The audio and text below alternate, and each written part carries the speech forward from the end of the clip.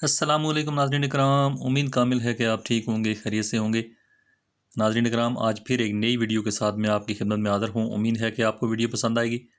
Video पसंद आएगी तो वीडियो को लाइक लाजमी कीजिएगा, मेरे चैनल को सब्सक्राइब कीजिएगा और वीडियो को दूसरे दोस्तों के साथ भी शेयर कीजिएगा ताकि किसी और का भी फ़ायदा हो सके। नाज़रीन इकराम, आज मैं बैंगन के हवाले से जो है कुछ मालूमात आपके सामने शेयर करना चाह रहा हूँ। उम्मीद है कि आपको पसंद आएगी। नाज़रीन कराम, बैंगन जो है वो सारा साल मिलने वाली सब्ज़ी है। साल के किसी हिस्से में आप इसको ख़रीद सकते हैं और इससे फ़ायदा उठा सकते हैं।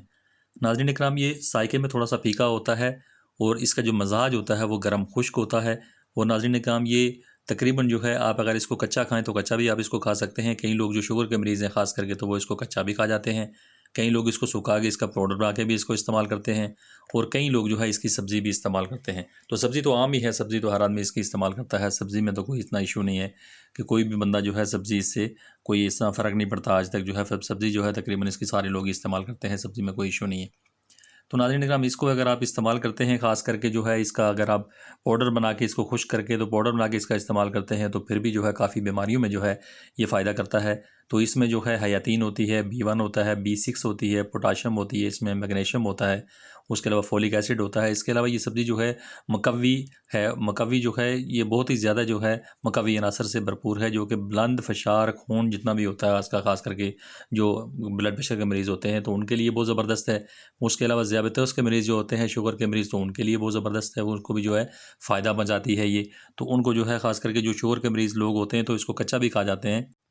इसके अलावा नाज़रीन कराम, ये मैदे के लिए बहुत ही ज़बरदस्त चीज़ है, मैदे को ताकत देने वाली चीज़ है।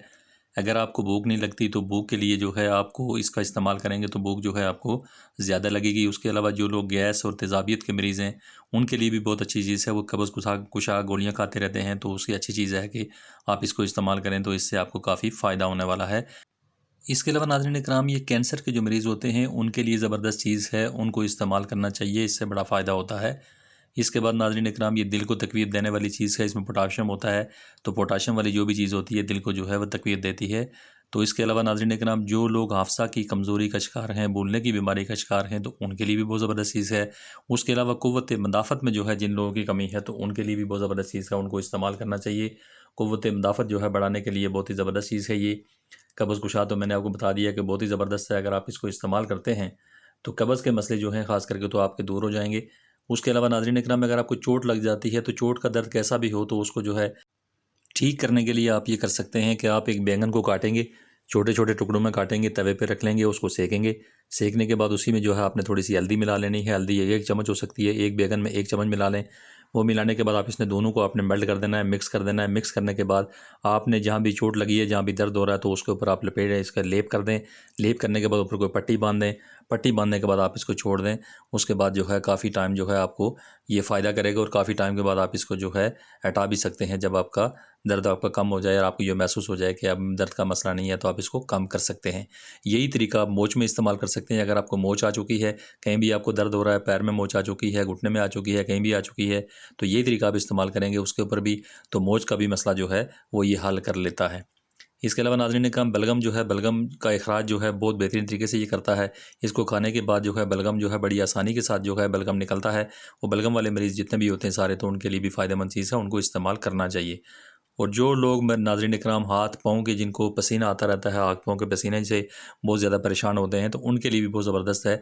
अगर आप इसको जो है रोज़ाना इस्तेमाल करते हैं तो हाथों का और पाँव का पसीना आना जो है वो भी बंद हो जाता है।